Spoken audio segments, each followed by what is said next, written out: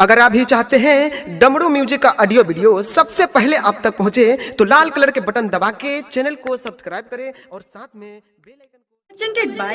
SS Films Motihari।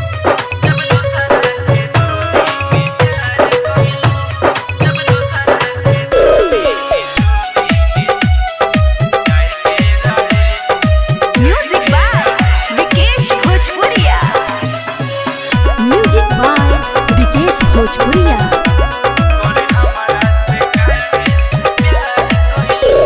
हमरा से प्यार कइलू तू दोसरा से शादी रचैलू तू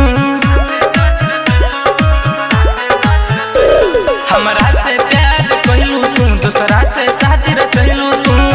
ई त हमर साथे बेकार हो तू कइलू बेकार हो तू कइलू जब दोसरा के डोली में जाए के रहे गोरी हमरा से काहे तू प्यार कइलू जब दोसरा के डोली में जाए के रहे गोरी हमरा से काहे तू प्यार कइलू जब दोसरा के डोली में जाए के रहे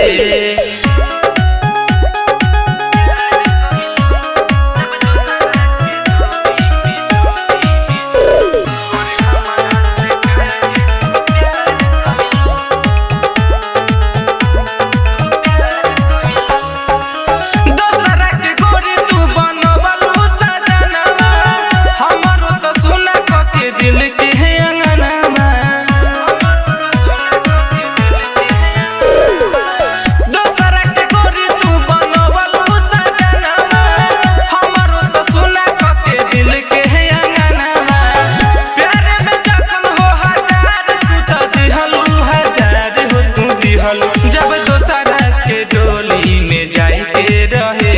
गोरी हमरा से काहे तू प्यार कइलू जब दोसरा के डोली में जाए के रहे गोरी हमरा से काहे तू प्यार कइलू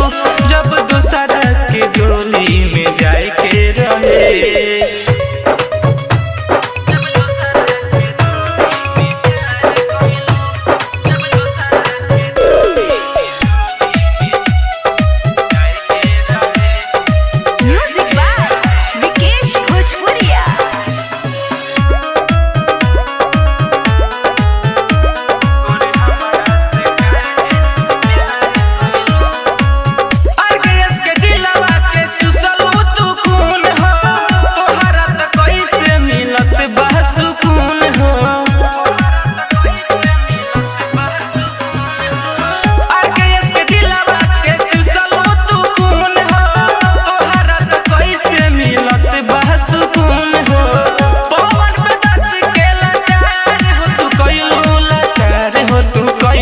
जब दोसरा के डोली में जाए के रहे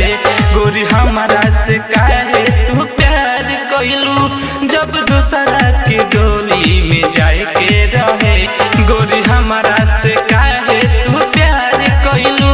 जब दोसरा के डोली में जाए के रहे हमरा से प्यार कइलू तू दोसरा से शादी रचैलू तू ई त हमर साथे बेकार हो तू कइलू जब दोसरा के डोली में जाए के रहे गोरी हमरा से काहे तू प्यार कइलू जब दोसरा के डोली में जाए के रहे गोरी हमरा से काहे तू प्यार कइलू जब दोसरा के डोली में जाए के रहे Saurabh digital recording studio Motihari.